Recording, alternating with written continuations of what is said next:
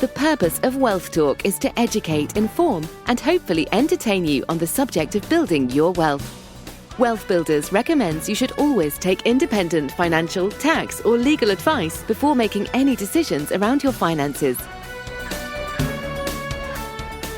Welcome to episode 109 of Wealth Talk. My name is Christian Rodwell, the Membership Director for WealthBuilders, and I'm joined today by our founder, Mr. Kevin Whelan. Hi, Kevin. Hi, Chris. Good to be with you again, and an interesting case study today. Yes, it's time for our member spotlight once again. We always shine a spotlight on a member who's had some great results over the last 30 days. And today that member is Adrian Taylor. So Adrian's a founder member, and we'll look forward to hearing his journey very, very shortly.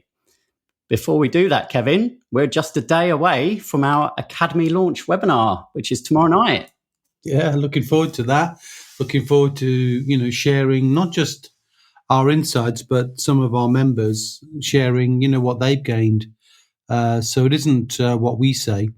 And in fact, what's really interesting from Adrian's story is he also says how non-salesy this whole process is with us. And we're very passionate about that, aren't we, Chris? We want to give people the best opportunity to create financial independence for themselves without sales tactics, without, some form of constant upselling.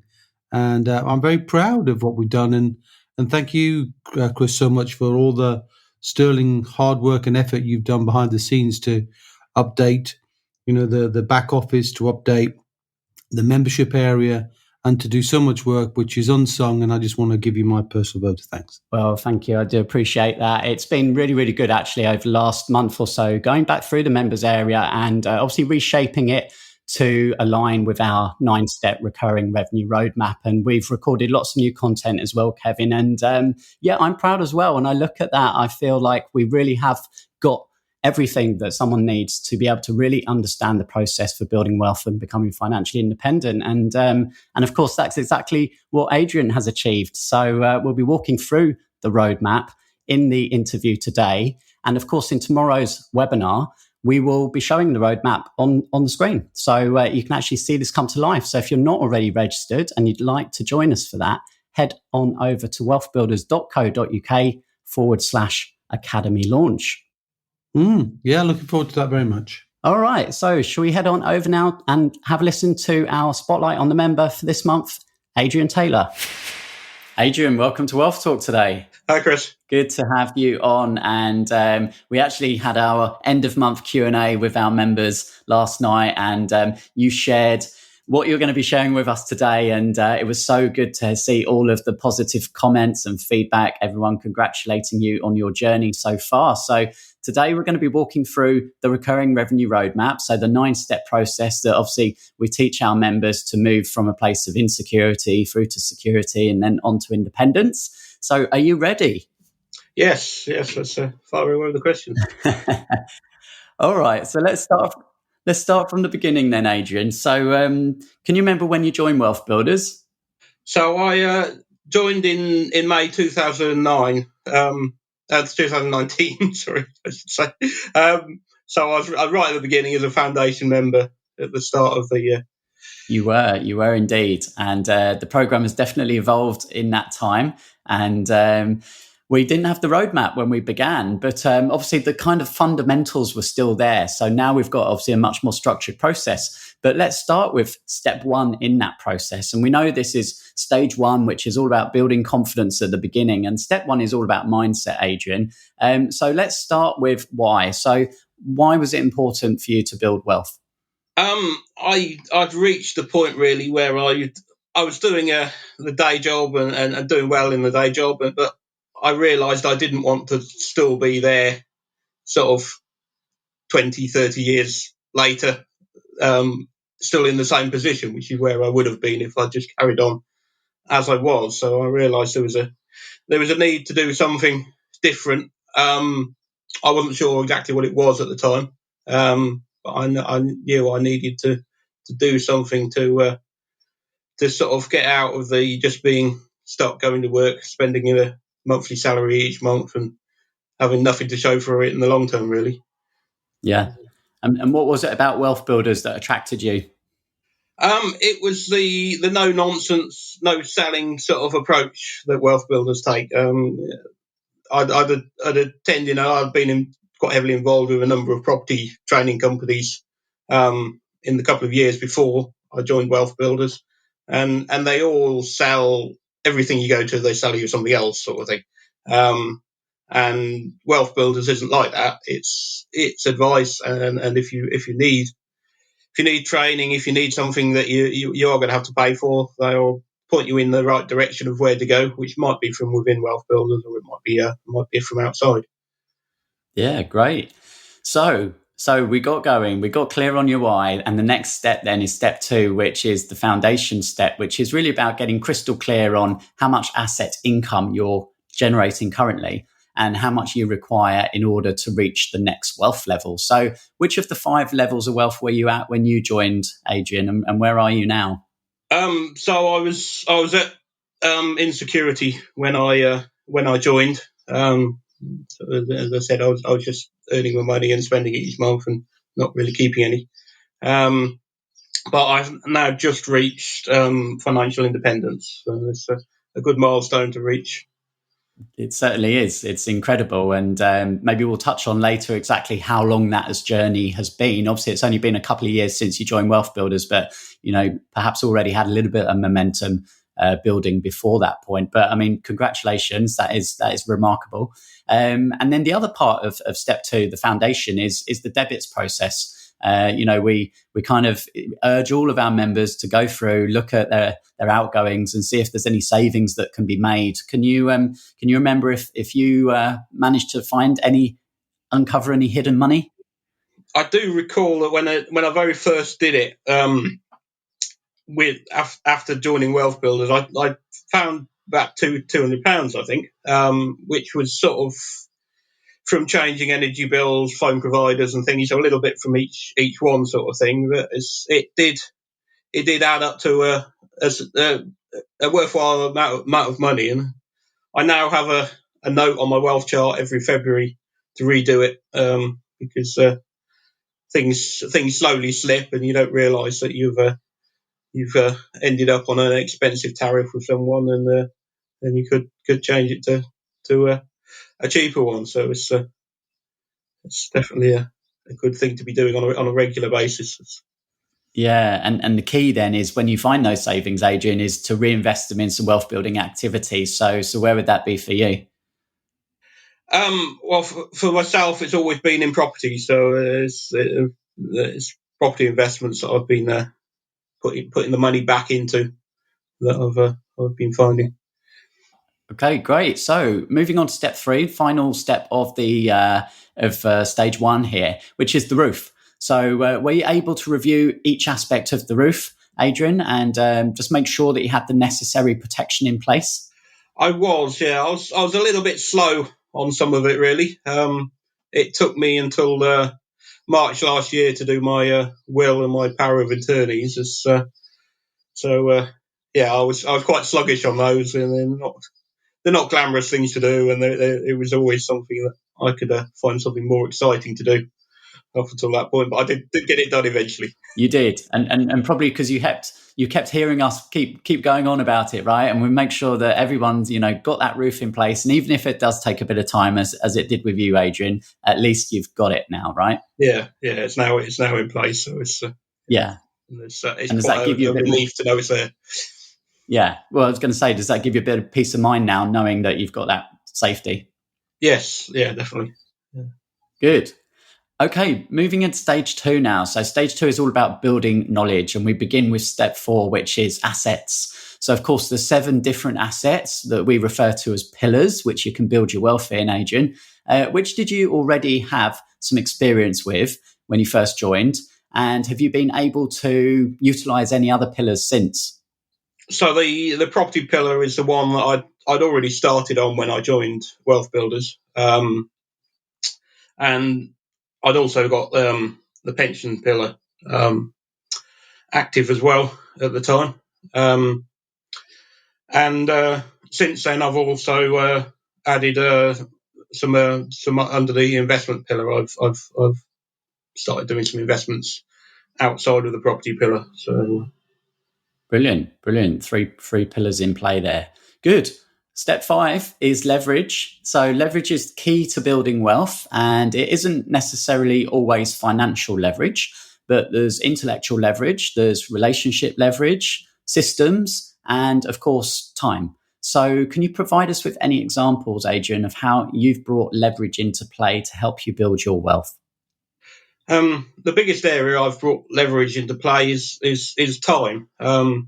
It's all through this process up until now, I've been working a day job, and that obviously means that my spare time isn't that plentiful.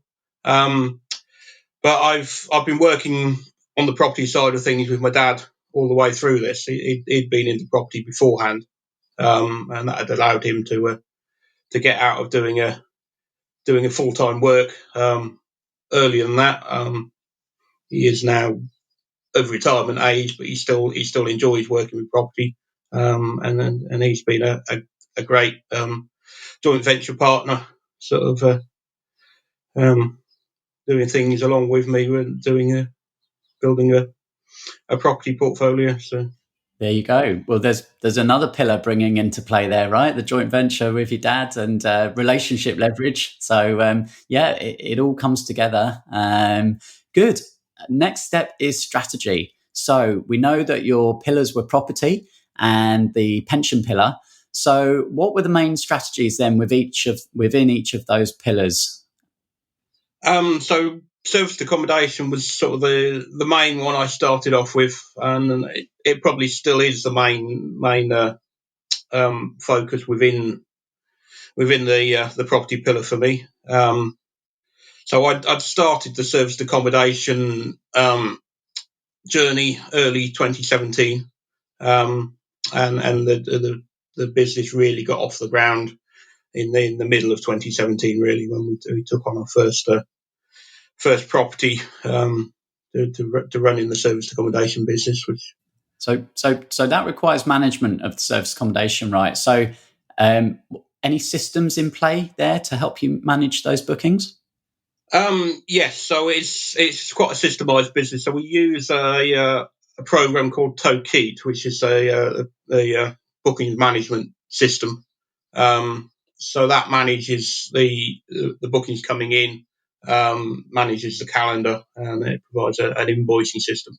So that can talk to Booking.com, it can talk to Expedia, it can talk to Airbnb and various other platforms, and manage the bookings coming in through those, as well as allowing us to take direct bookings. Yeah, and I guess that minimises the amount of time, obviously, because those systems are working hard for you. And then what about the management of the properties? How have you dealt with that? So the management is largely taken care of by our housekeeping staff. Contract cleaners, we work with two cleaning companies. We've got two areas where we've got SA, so two separate cleaning companies, one in each area. But they're really the ones that look after the property on a day-to-day basis in between guests. They'll go in, do a full clean, change all the linen, manage cleaning, getting the linen washed and so forth, and they report any issues that are found. So they've got sort of a checklist to go through to make sure that the place is ready for the next guests arriving. So they just get a message, they get told when the guests are arriving, when they're leaving, and they go in and do the cleans in between. So sometimes it's quite nice when you realise a guest has come and stayed and paid, and you haven't even done anything. I bet. And how have you fared? Obviously, service accommodation in some areas took a hit during COVID. What's been your tenant type, and how have you found the business? We've not been too bad on that, really, because we set up the business right from the beginning to aim at business travellers and contractors and so forth. So the properties we've chosen aren't in tourist areas; they're not really aimed at tourists. So all through the various lockdowns, we were able to carry on taking bookings. The number of guests dipped. Obviously, there were less people travelling for business.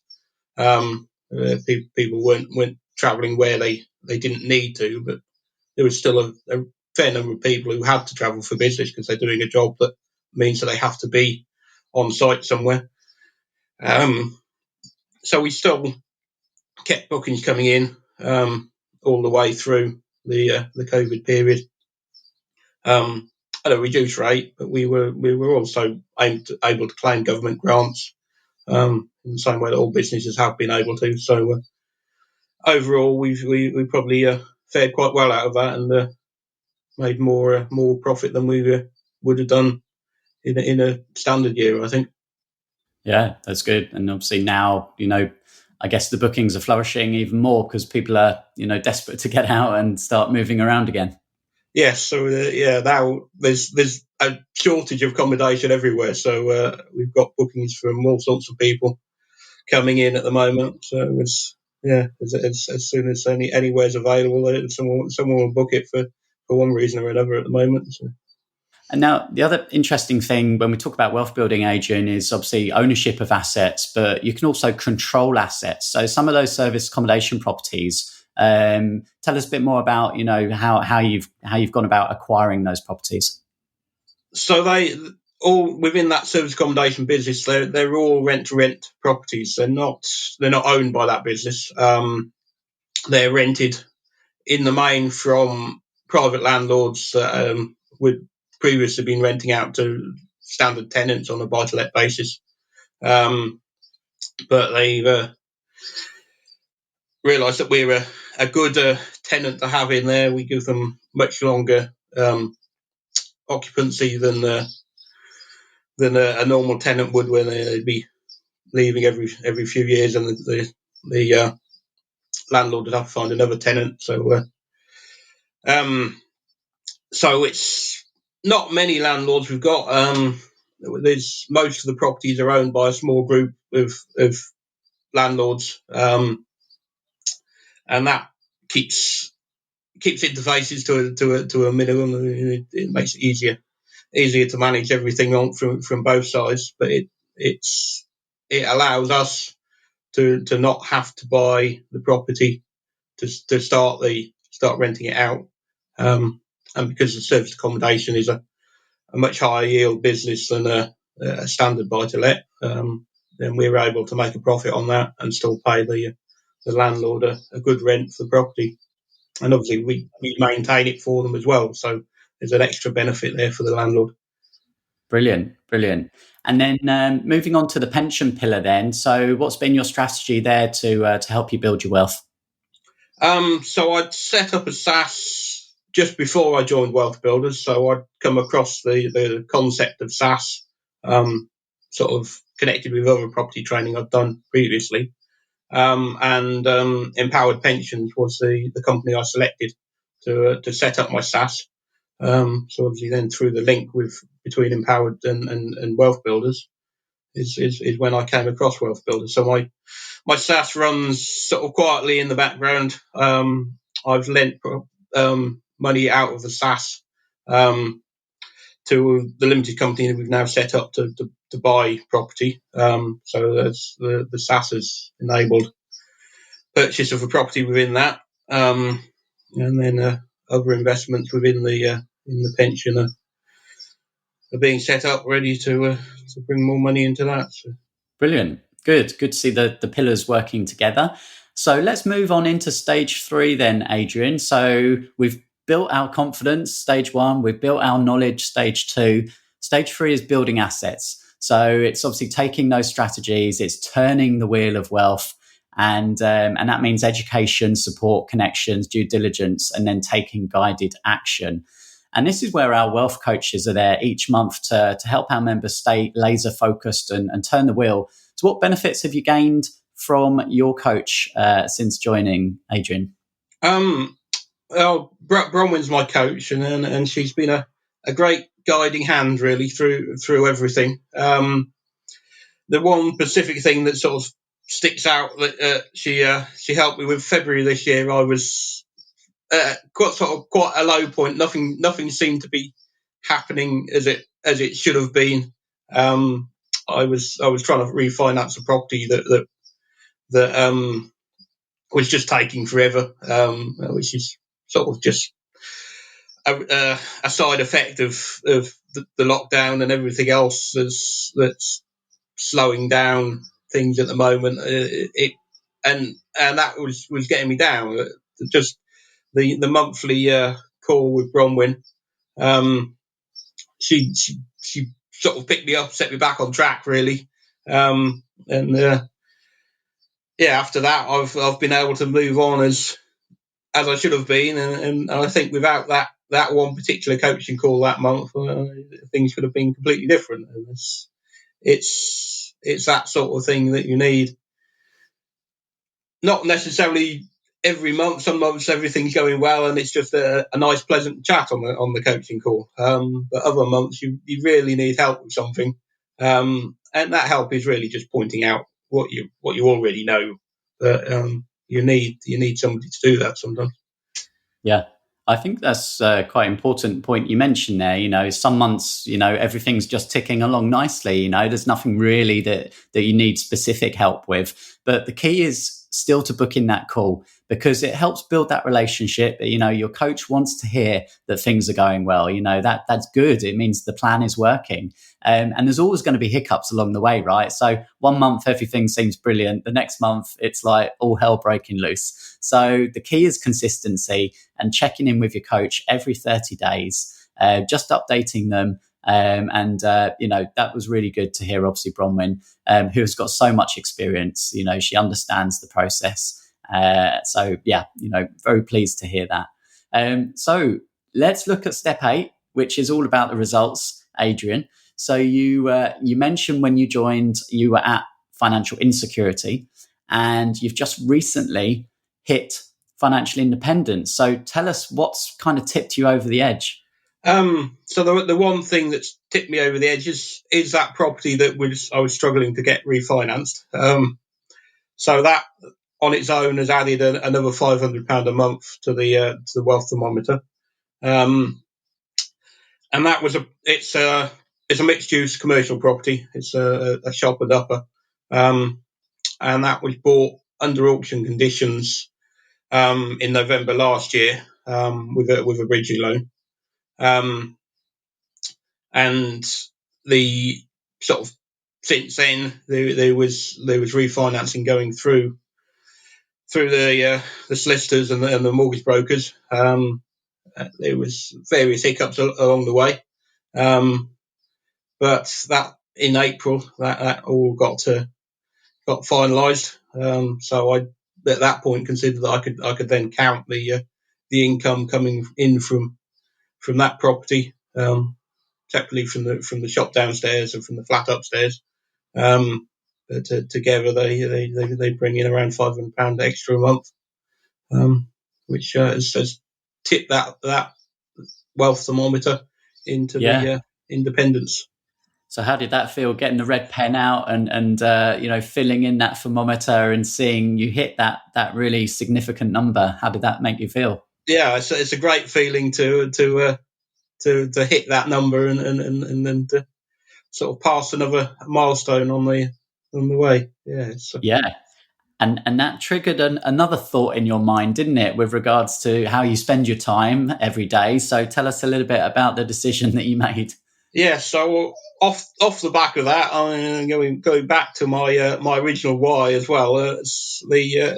The day job has now become it's surplus to requirements, as you could probably say. So I'm not leaving it immediately, but I've set a date to get out of that in October. So I've decided that October is my escape the rat race date. And I'm going to hand in my notice then and leave the day job. Going to sack your boss. Yes, and sack my boss. Yeah. That's good. Now, what are you going to do with all that free time, Adrian? Are you going to focus on wealth building? Are you going to chill out, or you've got some other plans? So there's obviously going to be a bit more focus on wealth building. There's things I can do with the SA business that I haven't had time to do previously. So there's going to be some extra effort in that. But the big thing that I want to do, that I'm going to do, is I'm going to do more classic car maintenance. It's always been a hobby of mine. and I've always felt it could be a business, but not really known how to create that into a business that can generate sufficient income. So I've got the freedom now to do that as a sort of part-time business. It doesn't need to generate a full-time income anymore, and I can enjoy helping people out with their classic cars. Yeah, doing more of what you love. That's brilliant. So the final step in the process then is accelerate. And this is really all about just turning multiple pillars. So repeating the process of choosing your pillar, choosing your strategy, finding your points of leverage, and turning multiple wheels will obviously get you to a place of financial independence. And now for you, Adrian, the target is financial abundance. And for most people, the journey from financial insecurity to financial independence will take on average 5 years. So tell us about that journey, Adrian. Obviously, you've been with WealthBuilders for 2 years, but we were chatting earlier and you kind of were thinking back to when you started. Yeah, so my journey really started in 2017, which is when I started looking at the SA business. So it was January 2017 when I did the first training on serviced accommodation, and the business was building up in 2017. We took on our first property, our first rent to rent, around the middle of 2017. I'm not quite sure if it was June or July, but it was one or the other. So it's taken me, give or take a bit, 5 years to build up to financial independence. So that's almost 5 years, isn't it, to the month? Good. And what do you see now as being key to helping you continue to stay focused and take the necessary steps to push on from here? Well, it's still, I still need support. Nobody can do this without support and guidance. And I think the support from WealthBuilders carries on being completely relevant, ongoing really from now. The guidance of a wealth coach is still an important thing to have, and the way that WealthBuilders breaks things down, using the wheel of wealth and into sections. And I've been adding further strategies and further pillars alongside the SA as things have gone along, and it's that guidance of splitting things up into small chunks that's allowed me to do that, and I will continue to do that in the same way with the guidance of WealthBuilders, really. Brilliant. Yeah. And never let 30 days go by without taking some action to build your wealth. And you've been doing that consistently, Adrian, and that's got you to where you are today. So once again, congratulations. And thanks for being a great member of WealthBuilders. Always appreciate you sharing. Thank you for asking me on. It's been great to talk about my story. Okay, so we will go through and dissect some of the points that were made there by Adrian. But before we do that, let's head on over to Trustpilot and pull out one of our latest reviews. And there's one here from Nigel. Nigel says, deciding on choosing a SSAS pension as an option shouldn't be taken lightly, and WealthBuilders have provided incredible support and guidance during the process before and during my application, playing a huge part in the success of my SSAS being approved by HMRC. The ongoing training and support has been incredibly helpful and couldn't recommend WealthBuilders enough. They also provide a strong network of like-minded people that has huge value. Thanks to the team. Very good, very good. So a combination of things in there, isn't it? Really, one of the power, as we often hear this replayed of SSAS, turning your old pensions into a sort of an arrowhead to shape your future. And in a way, Adrian did that, didn't he, Chris? He used a SSAS once he'd got it set up to acquire assets by using the loan back facility. So in other words, he took pension money and turned that money into money that he could use for property, whereas before that, his pension would have been kind of consigned to when he was older. and would have no possibility of helping him become financially independent within a short time frame. Because, if you want to be financially independent and you're 40 and you can't touch your pension till you're 55 normally, well, you've got to wait 15 years. Whereas, you can make a real contribution within a few short months, which is what we did with Adrian and what we did with Nigel and what we do for so many. And the other point I think Nigel makes very nicely too is the community of like-minded people. And I think I want to really emphasize that point, because wealth is not best done and achieved in a DIY fashion. It's best done with community. And as Robert Kiyosaki will often say, and obviously we know the seminal book, Rich Dad Poor Dad, is, wealthy people, successful people build networks and seek out networks, and those who are not seek out work. And what we can hear from Adrian is he sought out, and he was actively seeking, wasn't he, different networks and different places to learn, and he took some learning from some places and felt a bit sold to in many cases, but nonetheless got some good education, and he's put that education to work. And I'm proud of what Adrian's done in relatively short space of time, and 5 years pretty much from start to finish, which is what most people seem to do, Chris. Yeah, indeed. And, just touching on that point you made there, and stage one of the roadmap is all about building confidence, but it's not just building confidence in yourself and the process, but I guess building confidence in the relationship with us, to know that we are a trusted guide and we are there to support and help people every step of the way. Well, I think anybody just needs to look at Trustpilot to see that. I mean, it's there in abundance, isn't it, Chris? What people say about us, and it's not for us to blow our own trumpet. And if people are in the orchestra behind us, tooting away, and we're happy with that, because we think, that community spirit is great. But let's not underplay, of course, the hard work Adrian has put in on his own. And I want to make a key point that, a large part of what Adrian has done, and he's an understated gentleman, isn't he? He's not a driver. He's not a charismatic character who's going to light up a room and light up a stage. He's a very soft-spoken gentleman. And I think what he's done by using the rent-to-rent strategy, he's got off his rear end and has worked hard.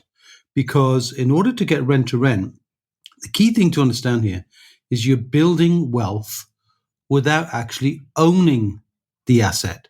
So a lot of people think, don't they, Chris, that, I can't possibly build wealth, I don't have enough money. Well, it's not money that counts. It's effort and focus and being an entrepreneur and solving the problem of other people. So what was that problem that he was solving? Well, rent-to-rent basically says you find or you look for, let's say, crusty old properties and crusty old people who are tired and fed up with being a traditional landlord. No disrespect intended, it's just a joke.